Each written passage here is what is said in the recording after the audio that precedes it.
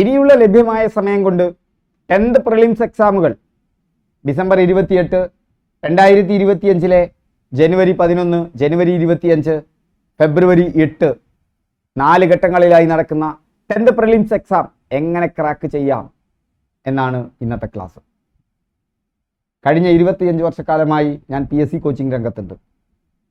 എൻ്റെ അനുഭവം, ഞാൻ പഠിപ്പിച്ച കുട്ടികളിൽ സർക്കാർ ജോലി കിട്ടിയവർ അവസാന സമയത്ത് പഠിച്ച ശൈലി, അതുകൂടാതെ ഞാനും ഒട്ടനവധി PSC എക്സാമുകൾ എഴുതിയിട്ടുണ്ട്, ക്രാക്ക് ചെയ്തിട്ടുണ്ട്, റാങ്ക് ലിസ്റ്റിൽ വന്ന് സർക്കാർ ജോലിയിൽ പ്രവേശിച്ച ആളാണ്. പക്ഷേ ഇത്തരമൊരു പ്ലാറ്റ്ഫോമിനോടുള്ള ഒരു താല്പര്യം കാരണം ജോലി റിസൈൻ ചെയ്ത് വീണ്ടും ഈ ഫീൽഡിലേക്ക് മടങ്ങി വന്ന ആളാണ്. അപ്പം എൻ്റെ അനുഭവമുണ്ട്. ഈ എല്ലാ അനുഭവങ്ങളും കൂടി ചേർത്താണ് ഞാൻ ഇന്നത്തെ ക്ലാസ് ഒരുക്കുന്നത്. ഒരു എക്സാം സമയത്ത് എങ്ങനെ പ്രിപ്പയർ ചെയ്യണം, ഇത് ടൈം ടെസ്റ്റഡ് ആണ്.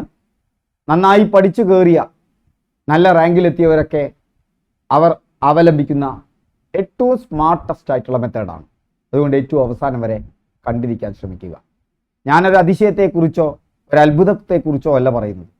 പക്ഷേ ഇനിയുള്ള ദിവസങ്ങളിൽ സ്മാർട്ടായിട്ട് എങ്ങനെ പഠിക്കാം, എങ്ങനെ പ്രിലിംസ് ക്വാളിഫൈ ചെയ്യാം എന്നുള്ള കാര്യമാണ് പറയുന്നത്. ഒരത്ഭുതമോ നിങ്ങൾക്ക് പരിചയമില്ലാത്തൊരു കാര്യമോ ആയിരിക്കില്ല, പക്ഷേ നിങ്ങൾ അനുവർത്തിക്കുന്നുണ്ടാവില്ല. നിങ്ങളൊന്ന് സ്വയം പരിശോധിച്ച് നോക്കൂ. ഞാൻ ഈ പറഞ്ഞ കാര്യങ്ങൾ നിങ്ങൾ അനുവർത്തിക്കുന്നില്ലെങ്കിൽ നിങ്ങൾ എക്സാം ഹാളിന് പുറത്തിറങ്ങിയതിന് ശേഷം ഈ വീഡിയോയ്ക്ക് താഴെ വന്നിട്ടൊന്ന് കമൻറ്റ്.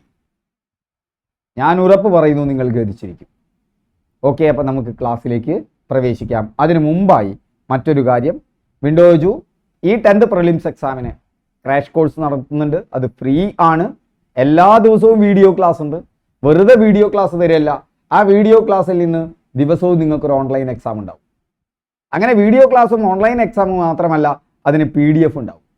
ഓരോ വീഡിയോ ക്ലാസ്സും എന്തുകൊണ്ടാണ് 10th പ്രിലിംസിന് നിങ്ങൾക്ക് മാർക്ക് നേടിത്തരിക എന്നുള്ളത് കാര്യകാരണ സഹിതം ഞാൻ പറഞ്ഞിരിക്കും. ഓക്കെ, അപ്പോൾ 2025 മുഴുവൻ ഈ ഫ്രീ കോച്ചിങ് തുടർന്നുകൊണ്ടിരിക്കും.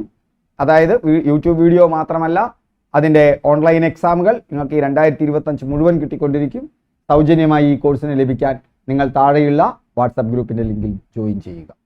അവിടെ നമ്മൾ വീഡിയോ ക്ലാസ്സുകളും ഓൺലൈൻ എക്സാമും PDF-ഉം എല്ലാ ദിവസവും ഷെയർ ചെയ്യും. ഓക്കെ, അപ്പോൾ നമുക്കിനി വീണ്ടും കാര്യത്തിലേക്ക് കടക്കാം. ഇത് കാര്യമല്ലാതെയല്ല, നമ്മുടെ മെയിൻ കാര്യത്തിലേക്ക്. ഇതിൽ ആദ്യം ഞാൻ പറയുന്നത് ഒരതിശയവുമുള്ള കാര്യമല്ല. നിങ്ങൾ ചെയ്യേണ്ടത്, നിങ്ങൾ നന്നായി പഠിച്ചവരാവട്ടെ, പഠനം തുടങ്ങിയവരാവട്ടെ, പഠനത്തിൻ്റെ മധ്യത്തിലുള്ളവരാകട്ടെ, നിങ്ങൾ പ്രയോറിറ്റൈസ് ചെയ്യേണ്ട ഒരു കാര്യമുണ്ട്. എന്താണ് പ്രയോറിറ്റൈസ് ചെയ്യേണ്ടത്? നിങ്ങളുടെ സ്ട്രോങ്ങസ്റ്റ് സബ്ജക്റ്റ് ഏതാണ്, വീക്കസ്റ്റ് ആയിട്ടുള്ള ഏരിയ ഏതാണെന്ന് കണ്ടെത്താം. വെറുതെ നിങ്ങൾ സങ്കല്പിച്ചാൽ പോരാ, അതിനൊരു കണക്കുണ്ടായിരിക്കണം, ശാസ്ത്രീയമായിരിക്കണം. അതിനുള്ള ടൂൾ എന്താ? കഴിഞ്ഞ 2000 ചോദ്യങ്ങൾ, കഴിഞ്ഞ 10th പ്രിലിംസിന് വന്ന 2000 ചോദ്യങ്ങൾ. ആ 2000 ചോദ്യങ്ങൾ ഒറ്റയടിക്ക് കിട്ടാവുന്ന ഒന്നാണ് നമ്മുടെ ക്രാഷ് കോഴ്സ്. ഒരൊറ്റ ലിങ്കിൽ നിങ്ങൾക്ക് കിട്ടും, എല്ലാം സൗജന്യമായിട്ട്. ആ 2000 ചോദ്യങ്ങളിൽ ഏകദേശം എൻ്റെ കണക്കിൽ 1300 എണ്ണം ഞങ്ങൾ കവർ ചെയ്ത് കഴിഞ്ഞു. ഇനിയുള്ള ദിവസങ്ങളിൽ എങ്ങനെയായാലും ഒരു 1600, 1700 എണ്ണം എത്തിക്കും ഞാൻ ഡിസംബർ 28 ആകുമ്പോഴേക്കും. പിന്നെ 300 എണ്ണേ ഉള്ളൂ. ആ 300 എണ്ണത്തിലധികവും റിപ്പീറ്റഡ് ആയിരിക്കും. അതുകൊണ്ട് നിങ്ങൾക്ക് ആ ലിങ്ക്, ഞാൻ നേരത്തെ തന്ന വാട്സപ്പ് ഗ്രൂപ്പിൻ്റെ ലിങ്ക് നിങ്ങൾക്ക് വളരെ സഹായം ചെയ്യും. അപ്പോൾ അതിലൂടെ കടന്നു പോവുക. അതിലൂടെ കടന്നു പോകുമ്പോൾ നിങ്ങൾ ഈ ചോദ്യങ്ങളിലൂടെ ഇനിയുള്ള ദിവസങ്ങളിൽ നിങ്ങൾക്ക് കടന്നു പോകാം. കടന്നു പോകുമ്പോൾ നിങ്ങൾക്ക് മനസ്സിലാവും നിങ്ങളുടെ സ്ട്രോങ്ങസ്റ്റ് ഏരിയ ഏതാണ്, വീക്കസ്റ്റ് ആയിട്ടുള്ള ഏരിയ ഏതാണ്. ആ വീക്കസ്റ്റ് ആയിട്ടുള്ള ഏരിയയിൽ ഏറ്റവും സിമ്പിളായിട്ടുള്ള കാര്യങ്ങൾ പഠിച്ചെടുക്കാൻ നോക്കുക. അവിടെ ഹാർഡായിട്ടുള്ള കാര്യങ്ങൾ കണ്ടാൽ പഠിക്കാൻ നിൽക്കണ്ട. ഓക്കെ, നിങ്ങൾ എടുത്തു നോക്കിയപ്പോഴാണ് നിങ്ങൾക്ക് മനസ്സിലായത് ഫിസിക്സിൽ കെമിസ്ട്രിക്കും കൂടി 10 മാർക്കുണ്ട്. അവിടെ നിങ്ങൾക്കൊന്നും സ്കോർ ചെയ്യാൻ പറ്റുന്നില്ല എന്ന് നിങ്ങൾ മനസ്സിലാക്കുന്നു. പക്ഷേ എൻ്റെ സുഹൃത്തുക്കളെ, അതിൽ നിന്ന് വരുന്ന ചില ചോദ്യങ്ങളുണ്ട്. ഇലക്ട്രോണിൻ്റെ ചാർജ് എന്താ? നെഗറ്റീവ്. പ്രോട്ടോണിൻ്റെ ചാർജ് എന്താ? പോസിറ്റീവ്. ന്യൂട്രോണിൻ്റെ ചാർജ് എന്താ? No charge. ഓക്കെ, പീരിയോഡിക് ടേബിളിൽ ഏതു മുതൽ ഏതുവരെ ഉള്ള ഗ്രൂപ്പുകളാണ് സംക്രമണ മൂലകങ്ങൾ എന്നറിയപ്പെടുന്നത്? 3 മുതൽ 12ാം ഗ്രൂപ്പ് വരെയുള്ള മൂലകങ്ങളാണ്. ആദ്യത്തെ ഗ്രൂപ്പ് ഏതാ? എയിൽ തുടങ്ങും. എന്താണ് തുടങ്ങുന്നത്? ആൽക്കലി, എയിൽ തുടങ്ങും. രണ്ടാമത്തെ ഗ്രൂപ്പ് ഏതാ? അതിനോടൊപ്പം ഒരു ലൈനും കൂടി ചേർത്താളാ, ആൽക്കലൈൻ എർത്ത് ലോഹങ്ങൾ. 1, 2 എ ആയോ? 3 മുതൽ 12 വരെ ഏതാ? സംക്രമണ മൂലകങ്ങൾ. ഒറ്റ വാക്കെ പഠിച്ചല്ലോ. അല്ലെങ്കിൽ ഡി ബ്ലോക്ക് മൂലകങ്ങൾ. അപ്പോൾ 1, 2, 12 ആയോ? ഇനി 13ാമത്തത് ബി ആടോ? 1ഉം 2ഉം എ. 3 മുതൽ 12 വരെ ഏതാണ് സംക്രമണ മൂലകം? 13ാമത്തെ ബിയ ബോറോൺ. 14ാമത്തെ സിയ കാർബൺ. ഈസി ആയിട്ട് കിട്ടിയില്ലേ? Boron, carbon. ഇനി 15ഉം 16ഉം അങ്ങനെ പോവും. നിങ്ങൾ ക്ലിയർ ആവുന്നുണ്ടല്ലോ നിങ്ങൾക്ക്? ഇത്രയേ ഉള്ളൂ ഇതിലൊക്കെ. 15ഉം 16ഉം നോയാണ്, നൈട്രജനും ഓക്സിജനുമാണ്. ഓക്കെ. പിന്നെ 17ാമത്തതാണ് ഹലോജൻ. 18ാമത്തത് വലിയ ബലം പിടിച്ചിരിക്കുന്ന ആളാ, ഉത്കൃഷ്ടവാതകങ്ങൾ. നോക്കൂ, 2-3 മിനിറ്റ് സമയം മതി നമുക്കത് പഠിച്ചെടുക്കാൻ. സിമ്പിൾ ആയിട്ട് ചോദ്യങ്ങൾ വരാറുണ്ട്. 18ാം ബ്ലോക്ക് 18ാം ഗ്രൂപ്പ് മൂലകങ്ങൾക്കുള്ള പേരെന്താണ്? ഇങ്ങനെ എളുപ്പത്തിൽ പഠിച്ചെടുക്കാൻ പറ്റാവുന്ന ഒരുപാട് കാര്യങ്ങളുണ്ട്. പീരിയോഡിക് ടേബിൾ 10th പ്രിലിംസിന് വരുന്ന ചോദ്യങ്ങളൊക്കെ നിങ്ങൾക്ക് സിമ്പിളായിട്ട് പഠിച്ചെടുക്കാൻ പറ്റും. ആറ്റം മാതൃകകളെ കുറിച്ച് ചോദിക്കുന്നുണ്ട്. അപ്പൊ സയൻസ് നിങ്ങൾ ഒഴിവാക്കേണ്ട ഒരു വിഷയമല്ല. അതിലെ ഫിസിക്സ് ആണെങ്കിലും കെമിസ്ട്രി ആണെങ്കിലും ബയോളജി ആണെങ്കിലും അതിലൊക്കെ ലളിതമായി പഠിച്ചെടുക്കാൻ പറ്റാവുന്ന ചോദ്യങ്ങൾ 10th പ്രിലിംസിനുണ്ട്. ചിലർ ജോഗ്രഫി മാറ്റിവെക്കും. എന്തിന്? ജോഗ്രഫിയും ഈസി ആയിട്ട് പഠിച്ചെടുക്കാം. ഒരു മാപ്പ് ഉണ്ടായാൽ മതി. നമ്മുടെ ക്ലാസ്സുകളൊക്കെ നിങ്ങൾക്ക് മാപ്പ് വെച്ചിട്ടാണ് തരുന്നത്. ഇപ്പൊ കേരളത്തിലെ 3 ഭൂപ്രദേശങ്ങൾ, മലനാട്, ഇടനാട്, തീരപ്രദേശം, ഇടയ്ക്കിടയ്ക്ക് ചോദിക്കുന്നതാണ്. അതിൽ ഏറ്റവും കൂടുതലുള്ള പ്രദേശം ഏതാ? ഇടയ്ക്കിടയ്ക്ക് ചോദിക്കുന്ന. നിങ്ങളൊന്ന് കമന്റ് ചെയ്യും. ഇതൊക്കെ ഒരൊറ്റയടിക്ക് പഠിച്ചെടുക്കാൻ പറ്റാവുന്ന വിഷയങ്ങളാണ്. അങ്ങനെ നിങ്ങൾക്ക് ബ്ലാങ്ക് സ്പോട്ടുകൾ ഉണ്ടായിരിക്കാം. ബ്ലാങ്ക് ആയിട്ടുള്ള സ്പോട്ടുകൾ ഉണ്ടായിരിക്കാം. നിങ്ങൾ നോക്കുമ്പോഴാണ് ഭരണഘടനയിൽ പുതിയൊരു ചോദ്യം വരുന്നു, 42ാം ഭേദഗതി. നിങ്ങൾ നോക്കുമ്പോൾ തല ചുറ്റിപ്പോയി. 10-15 പ്രാവശ്യം അല്ല, നിങ്ങൾ 2000 ചോദ്യം കഴിഞ്ഞാൽ ഒരു 30-ലധികം തവണ 42ാം ഭേദഗതി കാണും. ചിലപ്പോൾ നിങ്ങൾ പഠിച്ചു പോയിട്ടുണ്ടാവില്ല. ആ ക്വസ്റ്റ്യൻ പേപ്പറാണ് ചെയ്തതോടുകൂടി ആ 42ാം ഭേദഗതി നിങ്ങളുടെ മനസ്സിലേക്ക് കയറി.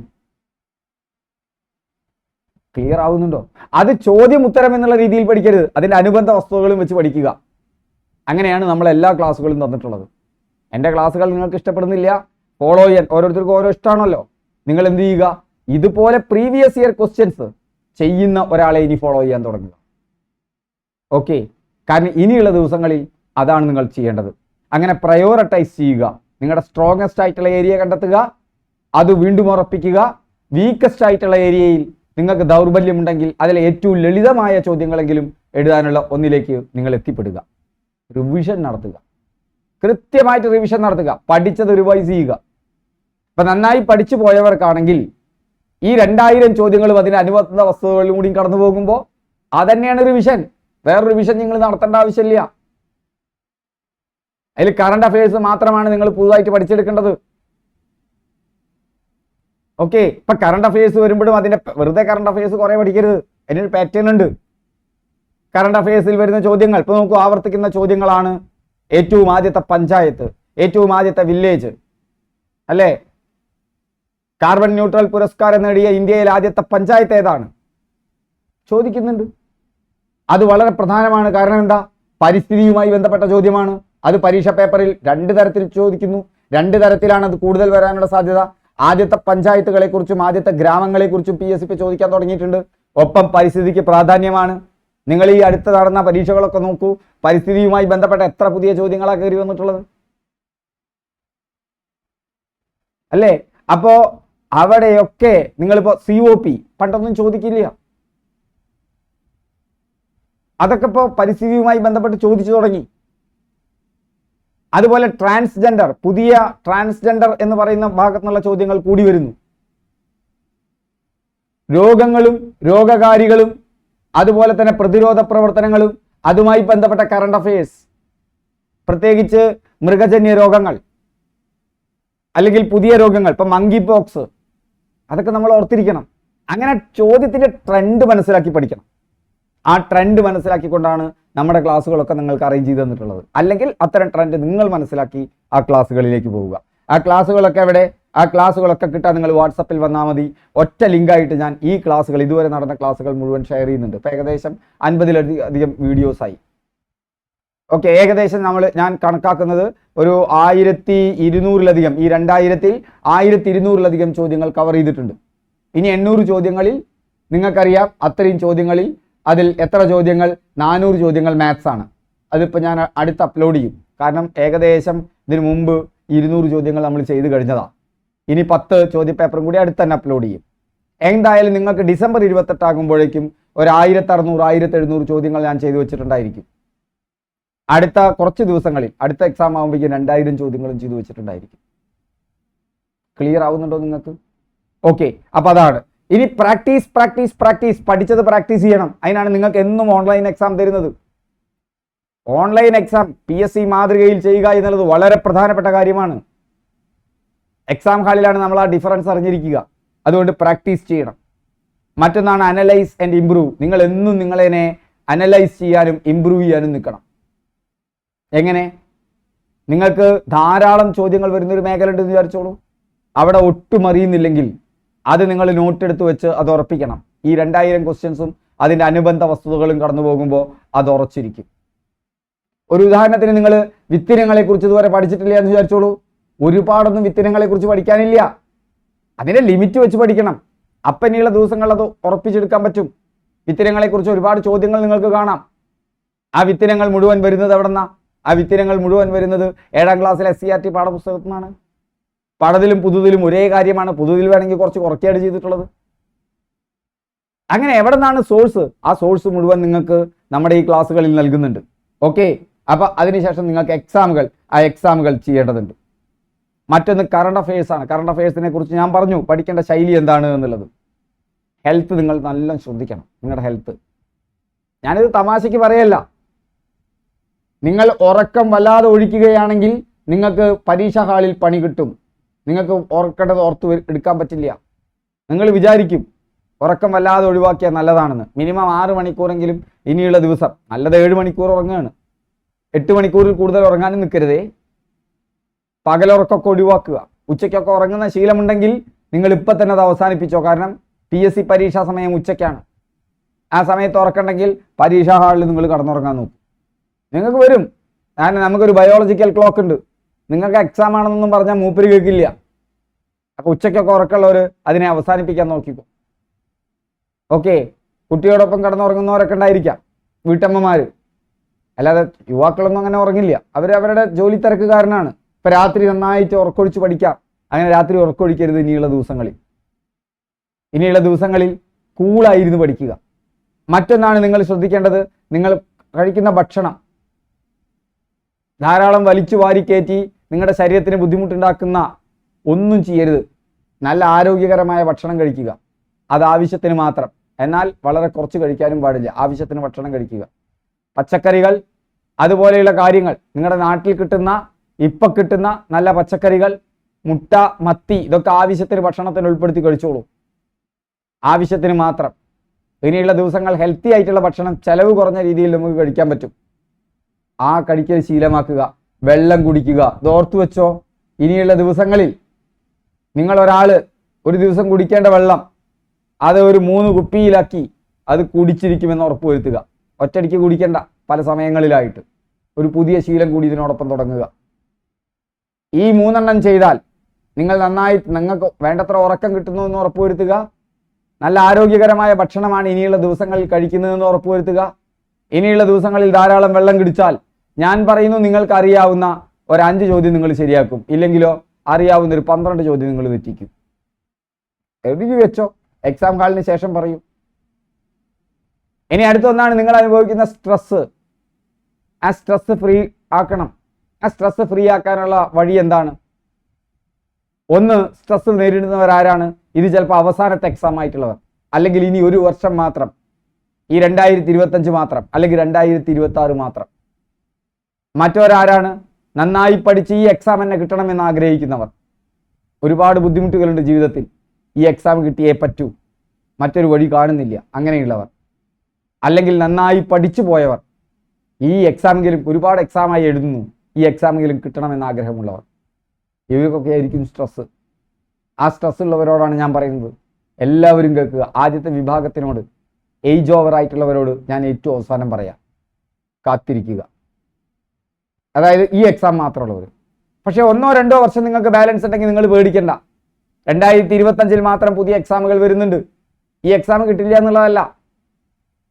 ഒരു 6-7 മാസം കൃത്യമായിട്ട് പഠിക്കുകയാണെങ്കിൽ PSC നമുക്ക് ക്രാക്ക് ചെയ്യാൻ പറ്റും.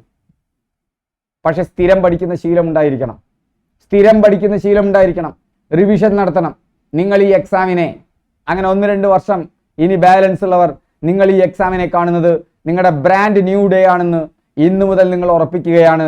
ഈ 1 വർഷത്തിനുള്ളിൽ ഞാൻ സർക്കാർ ജോലി മേടിച്ചിരിക്കും. അതിന് നിങ്ങൾ ഇനിയുള്ള എല്ലാ 10th ലെവൽ എക്സാമുകൾക്കും അപ്ലൈ ചെയ്യണം. ഒന്നും മാറ്റി വെക്കരുത്. ബിവറേജസ് കോർപ്പറേഷൻ LEC വന്നു കഴിഞ്ഞാൽ അവിടെ മദ്യം വിൽക്കുന്ന സ്ഥലമാണ്. നിങ്ങൾ മദ്യം കുടിക്കണ്ട. സർക്കാർ ഉദ്യോഗസ്ഥന്മാർ വിചാരിക്കുകയാണ് മദ്യത്തിൽ നിന്നുള്ള വരുമാനം എനിക്ക് ശമ്പളമായിട്ട് വാങ്ങാൻ പറ്റില്ല എന്ന് പറഞ്ഞാൽ സർക്കാർ ഖജനാവിലേക്ക് മദ്യത്തിൻ്റെ വരുമാനവും പോകുന്നുണ്ട്, ലോട്ടറിയുടെ വരുമാനവും പോകുന്നുണ്ട്. ബീവറേജസ് കോർപ്പറേഷനിലല്ല എല്ലാ സർക്കാർ ഉദ്യോഗസ്ഥന്മാർക്കും അതിലൊരു പങ്ക് കിട്ടുന്നുണ്ട്. ഓക്കെ, നമ്മൾ ബോധപൂർവമല്ലല്ലോ, നമ്മളല്ലല്ലോ, ഈ സംവിധാനമാണ് ചെയ്യുന്നത്. നിങ്ങൾ സർക്കാർ ഉദ്യോഗസ്ഥൻ മാത്രമാണ്. രാജാവിൻ്റെ ആജ്ഞ പാലിക്കലാണ് നിങ്ങളുടെ ഡ്യൂട്ടി. നമ്മുടെ രാജാവ് ജനാധിപത്യ സർക്കാരാണ്. എല്ലാ എക്സാമുകളും അത് ലാസ്റ്റ് ഗ്രേഡ് ഏതും എഴുതാൻ തയ്യാറാവുക. എന്നിട്ട് നമുക്ക് ഇമ്പ്രൂവ് ചെയ്യാം. ലാസ്റ്റ് ഗ്രേഡ് പറ്റാത്തവർക്ക് പിന്നീട് സർവീസിലിരുന്നു കൊണ്ട് സർവീസ് കയറിയാൽ പിന്നെ നിങ്ങൾക്ക് പല എക്സാമുകൾ എഴുതാം. 1 വർഷമേ വേണ്ടുള്ളൂ. അതിൻ്റെ ക്ലാസ് ഞാൻ പിന്നെ തരാം. അതിനുള്ള പ്രാക്ടീസാണ് മുതൽ തുടങ്ങുന്നതെന്ന് വിചാരിക്കുക. ഇന്ന് ബ്രാൻഡ് ന്യൂ ഡേ ആണ്. ഇന്ന് മുതൽ ഞാൻ തുടങ്ങുന്നതാണ്. 1-2 വർഷമുള്ളവർ പുതുതായിട്ട് പഠിക്കുകയോ ഇനി 3-4 വർഷമുള്ളവരോ നിങ്ങൾക്കിത് ബാധകാടോ. അതുകൊണ്ട് തന്നെ റിസൾട്ടിനോടുള്ള ടെൻഷൻ ഒഴിവാക്കുക. ഇനി എനിക്ക് എത്ര മാർക്ക് കിട്ടും എന്നുള്ള അസസ്മെന്റ് നിങ്ങൾ നടത്താനേ പോകണ്ട. എൻ്റെ അഭിപ്രായത്തിൽ മോക്ക് ടെസ്റ്റ് ഒക്കെ ചെയ്തോ, ഇത്ര മാർക്ക് ഉണ്ടെന്ന് ഉറപ്പിച്ചോ. ഇനി റിസൾട്ടിലേക്കല്ല കണ്ണ്. ഇനിയുള്ള ഓരോ സമയവും പഠിച്ചത് റിവൈസ് ചെയ്യാനും ആ 2000 പ്രീവിയസ് ഇയർ ക്വസ്റ്റ്യൻസിൽ ഒന്നുപോലും നഷ്ടപ്പെടാതിരിക്കാനുമാണ്. ഇവിടെ മിസ്സായാലോ? ഇവിടെ മിസ്സാവില്ല. എനിവേ മിസ്സായാലോ നമുക്ക് ഇനിയും എക്സാമുകളുണ്ട്. മുഴുവൻ പഠിച്ചെടുത്തു കഴിഞ്ഞാൽ നിങ്ങൾക്ക് ഒരു എക്സാം ക്വാളിഫൈ ചെയ്യാൻ പറ്റും. ഏതെങ്കിലും കാരണവശാൽ നിങ്ങൾ ഈ എക്സാം ക്വാളിഫൈ ചെയ്യുന്നില്ലെങ്കിൽ അതിനർത്ഥം നിങ്ങൾ മുഴുവൻ പഠിച്ചില്ല എന്ന് മാത്രമാണ്. അതിനർത്ഥം നിങ്ങൾ ധാരാളം വർക്ക് ചെയ്തിട്ടില്ല എന്നർത്ഥമില്ല. പക്ഷെ നിങ്ങൾ പഠിച്ച രീതിയിൽ എന്തോ തകരാറുണ്ട്. നിങ്ങൾ ധാരാളം പഠിച്ചു എന്നിട്ടും ഈ എക്സാമിന് ക്വാളിഫൈ ചെയ്തിട്ടില്ലെങ്കിൽ നിങ്ങൾ പഠിക്കുന്ന രീതിയിൽ തകരാറുണ്ട്. നിങ്ങൾ എക്സാം പാറ്റേൺ അനുസരിച്ചിട്ടല്ല പഠിക്കുന്നത്. നിങ്ങൾ പഠിച്ചത് റിവൈസ് ചെയ്യുന്നില്ല എന്നാണ് അർത്ഥം. ഓക്കെ, അപ്പോൾ നിങ്ങൾക്ക് ഒരു ദിവസം സർക്കാർ ജോലി കിട്ടിയിരിക്കും. തോൽവി ഉണ്ടായിരിക്കും, നിർബന്ധമാണ്. തോൽവി വിജയത്തിലേക്കുള്ള ചവിട്ടുപടിയാണ്. ഓക്കെ, തോറ്റാലും നിരന്തരം പരിശ്രമിക്കുന്നവർക്ക് ജോലി കിട്ടിയതാണ് ഞാൻ എൻ്റെ 25 വർഷത്തിൽ കണ്ടിട്ടുള്ളത്. ഒരു തോൽക്കും, ചിലപ്പോൾ അവരുടെ പ്രതീക്ഷയ്ക്കനുസരിച്ചിട്ട് എക്സാം ഈസി ആയിക്കൊള്ളുന്നില്ല. ഇനി ഏറ്റവും അവസാനത്തെ എക്സാം വരുന്നവർക്ക് അവരോട് എനിക്ക് പറയാനുള്ളത്, സർക്കാർ ജോലി മികച്ച ഓപ്ഷനാണ്. എന്തുകൊണ്ട് ഞാൻ പറയും? ഞാൻ സർക്കാർ ജോലിയിൽ 18 വർഷം നിന്ന ആളാണ്. പിന്നീട് റിസൈൻ ചെയ്ത് പോകുന്ന ആളാണ്. സർവീസ് കഴിഞ്ഞിട്ടൊന്നുമില്ല. സർവീസിന് മുന്നേ റിസൈൻ ചെയ്തതാണ്. ഇപ്പം ഞാനൊരു സംരംഭകനാണ്. അതിൻ്റെതായ ബുദ്ധിമുട്ടുണ്ട്. പക്ഷെ ബുദ്ധിമുട്ടുണ്ടെങ്കിലും ഞാൻ എൻ്റെ പാഷനാണ് ഫോളോ ചെയ്യുന്നത്. അതിൻ്റെതായ സന്തോഷവുമുണ്ട്. പക്ഷെ സർക്കാർ ജോലിയുടെ മേന്മ എന്താ? അവിടെ നമുക്ക് പല കാര്യങ്ങളും ചെയ്യാം. എനിക്ക് ലേശം ഒരു പൊതുപ്രവർത്തനം താല്പര്യം ഉണ്ടെങ്കിൽ എനിക്കത് ചെയ്യാം. ഒരു കല്യാണത്തിന് പോകാം. മറ്റ് പല കാര്യങ്ങളും സുഹൃത്തുക്കളോടൊപ്പം ചെലവഴിക്കാം. പക്ഷെ സംരംഭകൻ എന്നുള്ള നിലയിലാകുമ്പോൾ അതിന് കുറച്ച് ലിമിറ്റേഷൻ വരും. പക്ഷെ ഞാൻ എൻ്റെ ജോലി എനിക്ക് പാഷനാണ്, ഈ പഠിപ്പിക്കലും. അവിടെ നിന്ന് എനിക്ക് ആനന്ദം കണ്ടെത്താൻ പറ്റുന്നുണ്ട്. എൻ്റെ ഫാമിലിയുടെ കാര്യങ്ങളും നമ്മൾ ഒതുക്കേണ്ടി വരും. നമുക്ക് മൾട്ടി ടാസ്കിങ് പറ്റില്ല. ഒരുപാട് കാര്യങ്ങളിൽ ഇടപെടാൻ പറ്റില്ല. ഇതേ സർക്കാർ ജോലി പിന്നെ സാമ്പത്തിക സുരക്ഷിതത്വം, നമ്മൾ പട്ടിണി കിടക്കില്ല. മെച്ചപ്പെട്ടൊരു ജീവിതത്തിലൂടെയൊക്കെ കടന്നു പോകാൻ എല്ലാവർക്കും ഇപ്പം കേരളത്തിൽ സാധ്യതയുണ്ട്. അങ്ങനെ ഇല്ല എന്ന് പറയുന്നവർ ഈ എക്സാം കഴിഞ്ഞിട്ട്, നിങ്ങളുടെ അവസാനത്തെ ചാൻസ് ആണ്, ഈ എക്സാം കഴിഞ്ഞിട്ട് എന്നോട് പറയും. ഞാൻ പറഞ്ഞുതരാം. നിങ്ങൾക്ക് 1 രൂപയും ചെലവഴിക്കാതെ, ആട് മാഞ്ചിയം പരിപാടിയൊന്നുമല്ല, ആട് മാഞ്ചിയം തേക്കൊന്നുമല്ല. നിങ്ങൾക്കൊരു 25,000-ന് 30,000 രൂപ 1 വർഷം കൊണ്ട്, പെട്ടെന്ന് തുടക്കത്തിലേ കിട്ടില്ല, 1 വർഷം കൊണ്ട് കിട്ടാവുന്ന, ഒരു പൈസയും ഇൻവെസ്റ്റ് ചെയ്യേണ്ടാത്ത, നിങ്ങളുടെ മനസ്സ് മാത്രമുള്ള പദ്ധതികളുണ്ട്.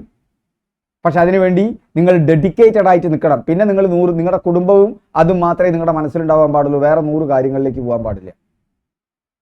അവിടെ ചിലപ്പോൾ ചില മാസങ്ങളിൽ നിങ്ങൾക്ക് 15,000 ആണെങ്കിൽ ചില മാസങ്ങളിൽ 45,000 50,000 കിട്ടും. അതല്ലെങ്കിൽ നിങ്ങൾ ഏതെങ്കിലും ഒരു സ്കിൽ അക്വയർ ചെയ്താൽ, ഇന്ന് ഒരുപാട് സംരംഭകർക്ക് എന്താവശ്യമാണ്? നല്ല ട്രെയിൻഡ് ആയിട്ടുള്ള പീപ്പിൾസിനെ ആവശ്യമാണ്. അതൊന്നും നമ്മുടെ മാർക്കറ്റിലില്ല. നിങ്ങൾക്ക് അതുമാവാം.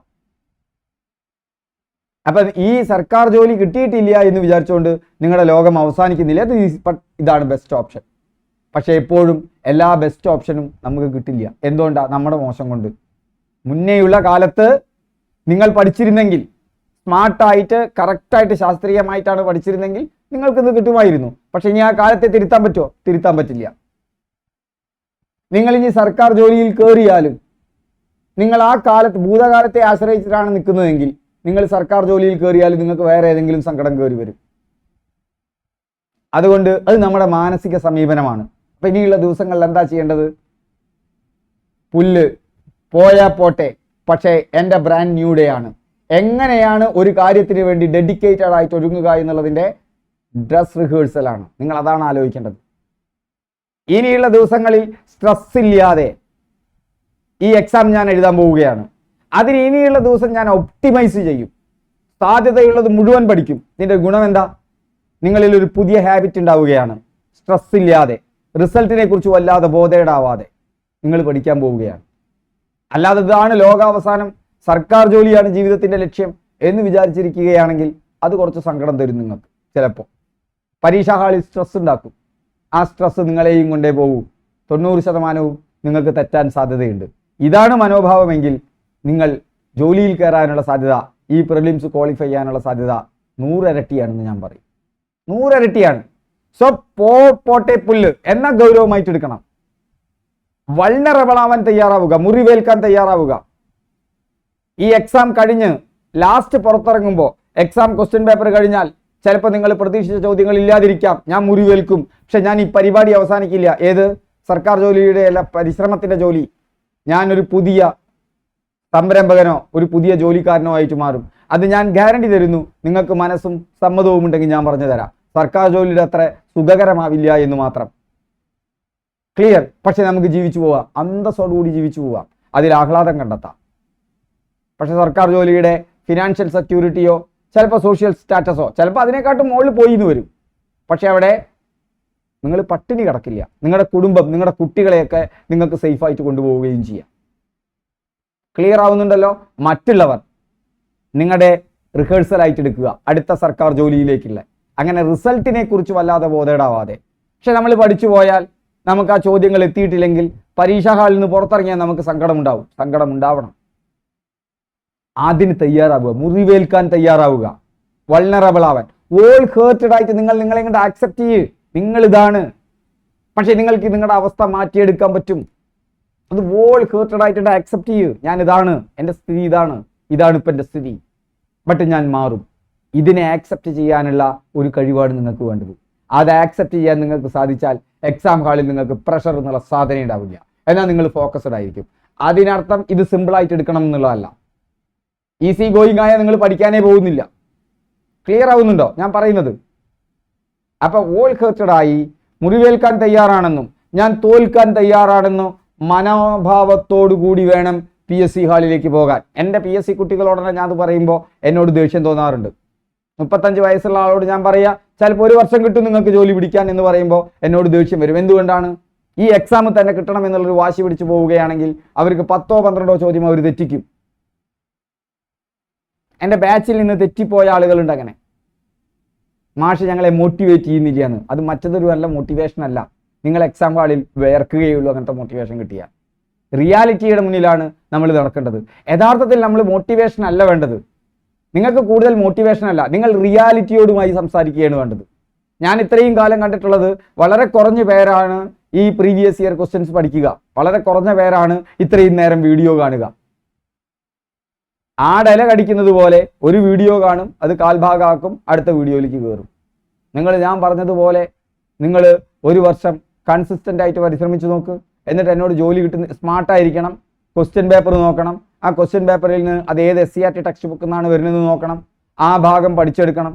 അങ്ങനെ പഠിച്ച ഒരൊറ്റ വർഷമേ വേണ്ടുള്ളൂ, നിങ്ങൾ ഫുള്ള് സബ്ജക്റ്റും പഠിച്ചിട്ടുണ്ടായിരിക്കും. അപ്പോൾ ഹായ് ഫ്രണ്ട്സ്, നിങ്ങൾക്ക് എല്ലാവർക്കും ഒരു നല്ല പരീക്ഷാ ദിനം ആശംസിക്കുന്നു. ഇനി വരുന്ന ദിവസങ്ങളിൽ നിങ്ങൾക്ക് മാക്സിമം മാർക്കുകൾ കിട്ടാൻ പ്രീവിയസ് ഇയർ ക്വസ്റ്റ്യൻ തന്നെ പഠിക്കാനുള്ള ബുദ്ധി ഉണ്ടാവട്ടെ. അതിനുള്ള സോഴ്സ് തന്നുകൊണ്ടാണ് ഞാൻ പറയുന്നത്. നമ്മുടെ വാട്സപ്പ് ഗ്രൂപ്പിൽ ചേർന്നാൽ രാവിലെയോ വൈകുന്നേരമോ ഏതെങ്കിലും ഒരു നേരം ഞാൻ ഈ ലിങ്കുകൾ ഷെയർ ചെയ്യാറുണ്ട്. ആ ലിങ്കിൽ കയറിയാൽ നിങ്ങൾക്ക് ഇതുവരെ നടന്ന പ്രീവിയസ് ഇയർ ക്വസ്റ്റ്യൻസിൻ്റെ എൻ്റെ ക്ലാസ്സുകൾ മുഴുവൻ കാണാം. Thank you. എല്ലാവർക്കും നല്ല ദിവസം ആശംസിക്കുന്നു.